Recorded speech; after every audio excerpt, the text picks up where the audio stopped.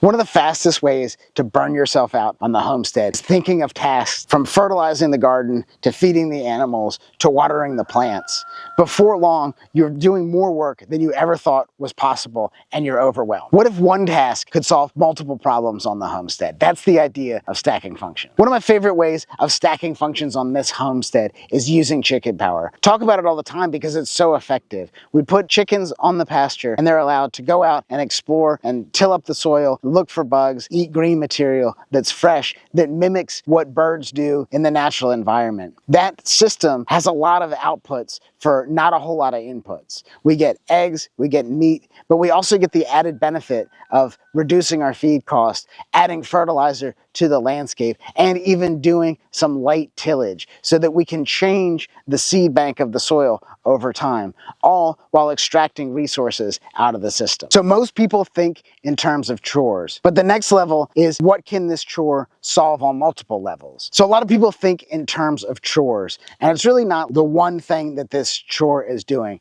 How many functions can we stack on doing that one chore? And we talked about the chickens in example. They till, they add fertilizer to the system, we get eggs and meat out of it. We are thinking about how can we build the most efficient system for the least amount of inputs. Another example is the rabbit cage behind me. We're moving that through the garden, so it's eating the pathways that we have planted with a clover and a living mulch. So it eats those pathways, it's cutting down on its feed costs, but it's leaving fertilizer behind. So we're not only cutting down on feed costs, but we're adding fertilizer back to the system. And the way that this garden is designed in terraces to harvest water is when the beds will leach that fertilization into like the grow beds. Now in the wintertime, we'll move that rabbit wherever he wants to go. We'll get him into the grow bed so he's leaving that fertilizer behind. But in the times that we're growing stuff, we don't want him eating our garlic or carrots or whatever it is we're growing. So we stack the functions in that like one input of feeding that rabbit leads to multiple outputs. Not only like the meat from the rabbit,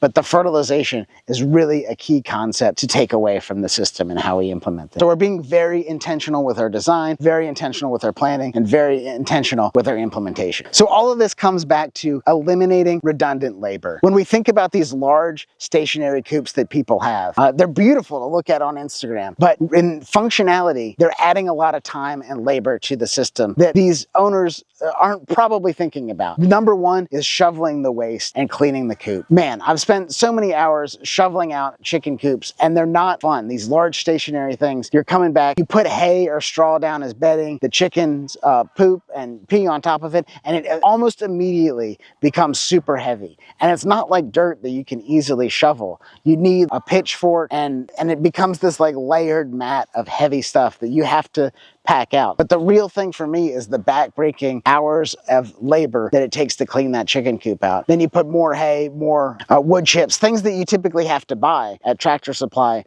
to make this chicken coop livable again, to absorb the pee, to start the process over. Where if we were intentional in our thinking and bring a mobile coop design to that equation, now our shoveling of poop and cleaning is pretty much eliminated. The animals will leave the pasture fertilized, so we don't have to have those intermediate steps of collecting the poop, letting it compost, turning the compost pile multiple times to bring air into the system so it rots in a nice way. And then taking that and spreading it on the pasture. The chicken is doing all the work for us. So we have time to be doing other things. That's the beauty of intentional design and intentional implementation. So when we think about stacking functions, that really is a mindset that we want to take on, because the stacking of functions might not work the same from season to season. But if we're trying to build the most efficiency into the system, that's how we can get the most return out of it. We need to think about how can we get the least amount of input to get us the most amount of output in return. It's not about acres we're farming, but the profitability of those acres. And this is a prime example in stacking functions.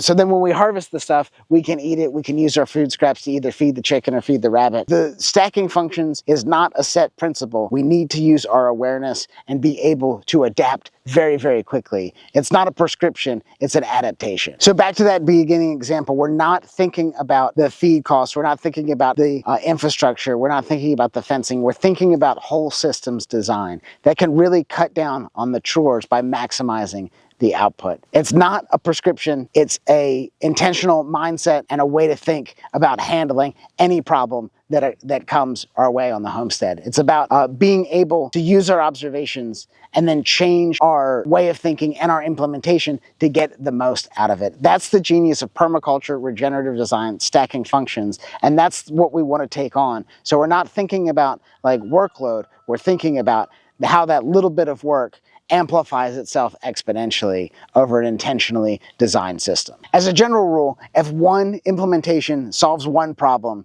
that's not the way that we want to be thinking about things. One modification needs to solve multiple problems. That's stacking functions, that's regenerative design, that's sustainability, and that's how we've designed this farm. So we have a lot of free resources in the description. Take advantage of those free resources. That's why we put them out there. We want you to be more efficient in your sustainable creation so you can have the highest quality food to share with your friends and family, not be laboring in the garden for forever. It's about building community, not isolating ourselves in the garden, overwhelmed with chores. Follow us at sustainablehomestead.com. Get all this information for free and even more. Thanks for watching.